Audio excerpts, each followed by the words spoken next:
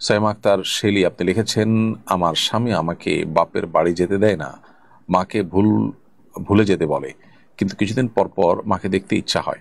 আমার বাচ্চার বয়স 5 বছর, ও নানার বাড়ি যেতে কান্না করে। আমার খুব মন খারাপ হয়, অস্থির লাগে। এটা আমার উপর জুলুম কিনা? স্ত্রীর বাপের বাড়িতে না যেতে দেওয়ার অধিকার স্বামীর আছে কিনা? অবশ্যই নাই, স্বামী সেটা জুলুম করছেন। প্রত্যেকটা মানুষকেই নিজের বাবা মা, রক্ত সম্পর্কে আত্মীয়ের সাথে সুসম্পর্ক বজায় রাখা আর ব্যাপারে শরীর আমাদেরকে গুরুত্ব আরোপ করেছে, এটা তার উপরে ফরজ ফরজ কর্তব্য। সুতরাং স্বামীর এ অধিকার নেই যে স্ত্রীকে তার বাবার মায়ের সাথে সম্পর্ক ছিন্ন করতে বলবে। এটা যদি করে থাকে কোনো স্বামী, তিনি অন্যায় করছেন এবং তিনি নাজায়েজ কাজ করছেন, তার আল্লাহকে ভয় করা উচিত।